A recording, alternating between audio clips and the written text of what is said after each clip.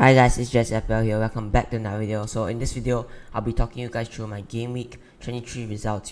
Game week 23, a very long game week, and my game week 24 team selection. So let's just jump into it.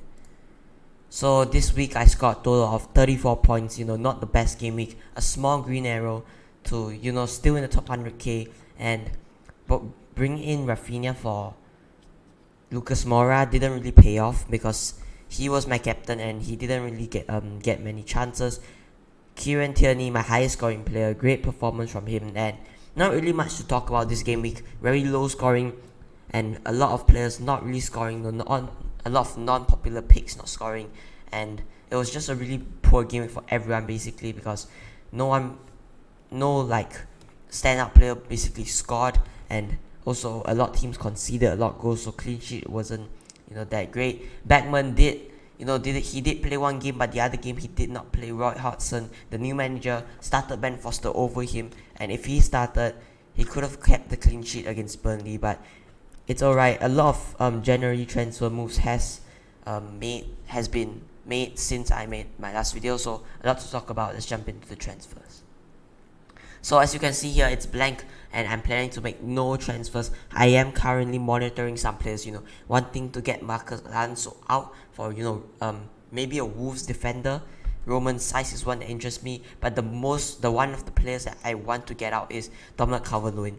Frank Lampard has come in, and I think a lot will change within his arrival. Maybe changing the forwards, and Dominic Calvert-Lewin hasn't been in the best of form, hasn't been playing really well recently, so I could see Frank Lampard benching Calvert-Lewin or not giving him much chances to play. And I really want to talk about Weghorst. Now, the new Burnley signing, only priced at 6.5 mil.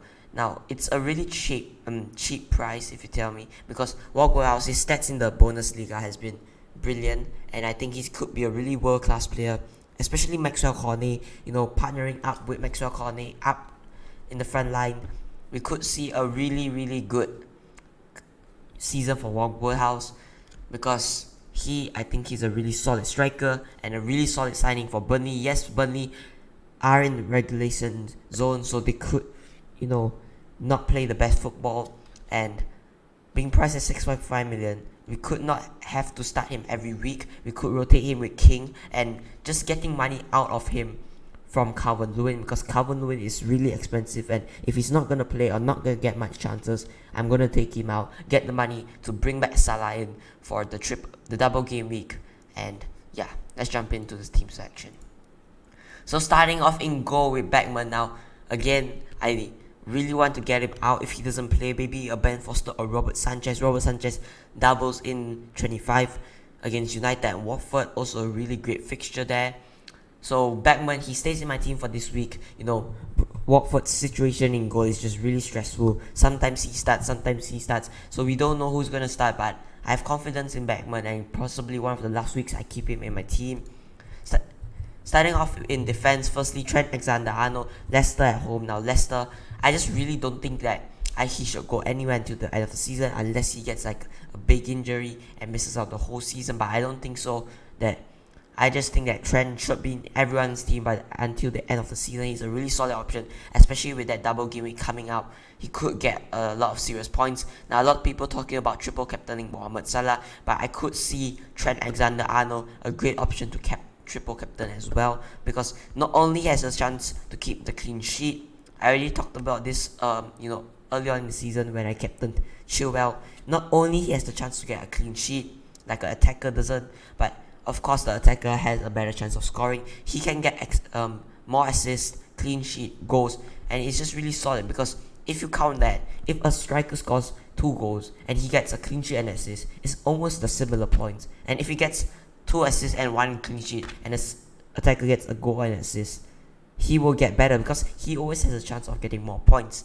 He's a very attacking player, can put crosses in the box. He could get clean sheets, get assists and goals, and clean sheet is extra 4 points. If you compare that to a forward like Mohamed Salah, he could only get 1 point for a clean sheet, so it's more better value for Trent. But honestly, I just think that Trent could be a really good differential in that game week.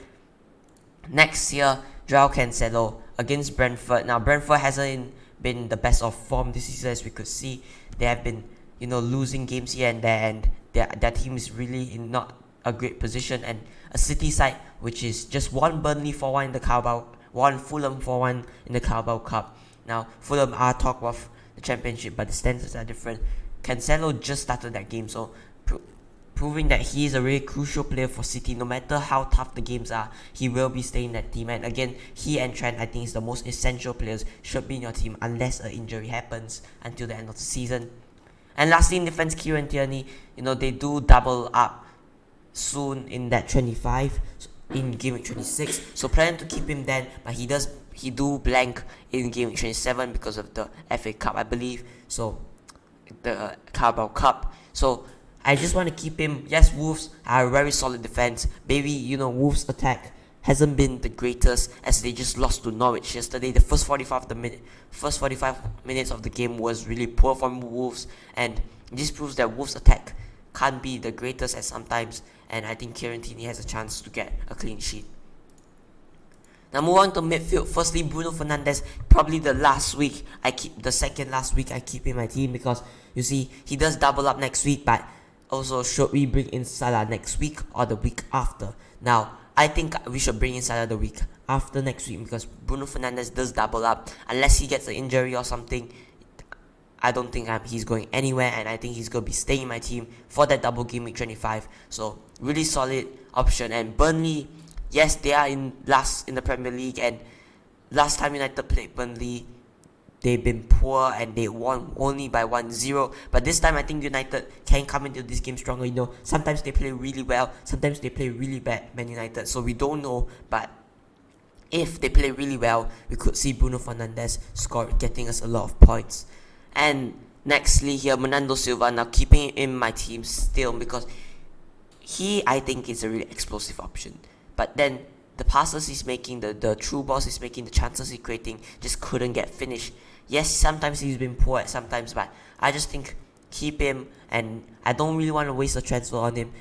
Yes, City doesn't double up on game week 27, game week 26, but I really want to keep him, and maybe if there's because there's not much midfielders you could choose from now, and I think he's one of the solid options in that midfield position. Next year, Jared Bowen now against Watford at home. Watford, they just dropped Burnley, so this proves that their defense are quite strong. But remember, Burnley has a very weak attack, and with West Ham's attack, a lot of solid options, could see Jared Bowen scoring a lot of points this week, because Watford again has been poor. If they start Ben Foster, I just don't think that he could really get the clean sheet.